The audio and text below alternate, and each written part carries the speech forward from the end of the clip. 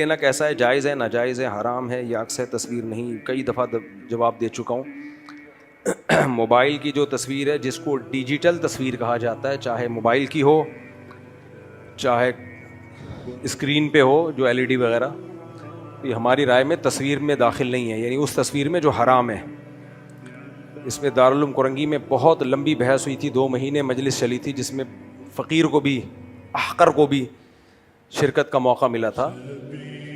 تو حضرت مفتی رفیع عثمانی صاحب، حضرت مفتی تقی عثمانی صاحب، مفتی رفیع عثمانی صاحب کو تو بہت جزم کے ساتھ اس پر اطمینان تھا کہ تصویر کی جو حرمت ہے یہ توقیفی ہے۔ توقیفی کا مطلب جو تصویر حرام ہے وہی اس کو حرام کہا جائے گا، یہ عقلی نہیں ہے۔ اور جو تصویر حرام ہے اس کے لیے بنیادی شرط ہے کہ قرار ہو اس کو۔ یہ جو ڈیجٹ فارم میں تصویر ہوتی ہے اس کو قرار نہیں ہوتا۔ جیسے آپ نے تار کھینچی تو غائب، ایک بمبارمنٹ ہوتی ہے نا باقاعدہ، تو قرار نہیں ہے اس کو۔ تو جیسے جیسے تصویر میں قرار پیدا ہوگا اس کی حرمت بڑھتی چلی جائے گی۔ تبھی سب سے زیادہ حرام تصویر مجسمے کی ہوتی ہے جس کا سایہ ہوتا ہے، اور سب سے کم حرام وہ ہوتی ہے جو پیپر پہ آپ نے پرنٹ نکالا ہے۔ اور پھر اس میں یہ جو درجہ ہے کہ صرف ڈیجٹ فارم میں ہو، تو اس میں بہت سے علماء کی رائے ہے کہ اس تصویر میں یہ داخل ہی نہیں ہے۔ باقی دلائل سے میں بہت دفعہ اس مسئلے کو ریکارڈ کروا چکا ہوں، اب بار بار ایک ہی مسئلہ ریپیٹ ہو تو اچھا نہیں ہے۔ باقی جو علماء ناجائز سمجھتے ہیں تو وہ بھی ہمارے لیے قابل احترام ہے۔ اور ایک اہم بات یہ بھی ہے کہ اگر یہ حرام ہے بھی تو جس حدیث میں تصویر کو حرام قرار دیا گیا ہے اسی میں کتا پالنے کو بھی حرام قرار دیا گیا ہے۔